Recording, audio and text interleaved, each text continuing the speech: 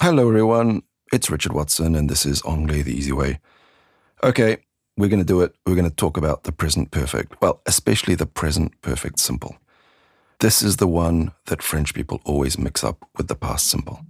Now, let's just review what we said last time. The past simple needs a finished time reference like yesterday or last week or last year. Well, guess what? The present perfect is kind of the opposite. The present perfect never has a finished time reference. So what's the difference between I saw and I have seen? Well, it again comes back to this time reference. In French, if you try and translate them, you often get the same thing. You get the passé composé. That's why it's confusing for French people. So the easiest way to think is use the present perfect when you can't use the past. Again, don't worry too much about the action. I sometimes have students who say, action started in the past, it's not finished. Okay, forget about that. Think of your time reference.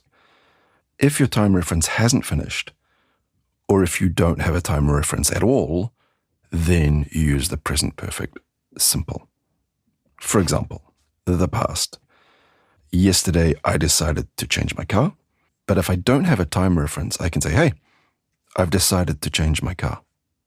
Okay, I didn't say I have decided. That's what I meant. I said I've decided. Or I could say, I've changed my car twice this year. This year hasn't finished. So it seems more natural to use the present perfect.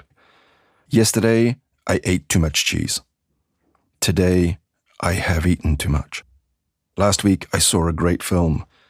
This week, I've seen 3 bad films. So we're changing our time reference, which basically means we're changing the context, and naturally we change our tense with it.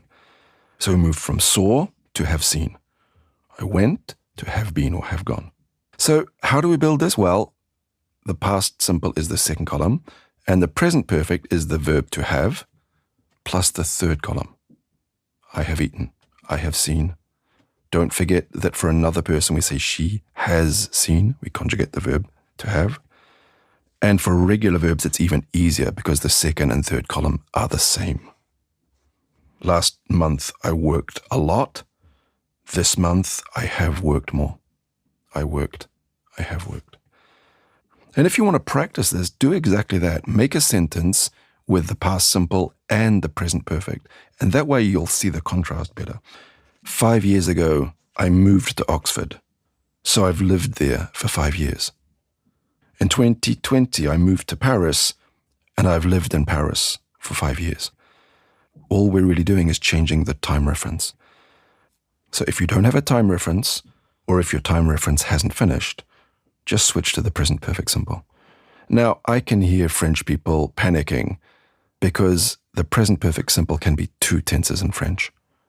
I have seen this film before will give them a past in French, and I have lived in Paris for 5 years will give them a present because I still live in Paris. We don't care. If our time reference fits, we just use the present perfect simple. Now, it's only difficult because you haven't practiced it. Now, I may have already mentioned this because I talk about it a lot. The first structure I ever learned in French, I learned by heart, was a structure which in English would be the present perfect simple. The sentence in French was, ça fait une semaine que je suis en France. So in English, I've been in France for a week. It's the first one I learned, and I used it all the time.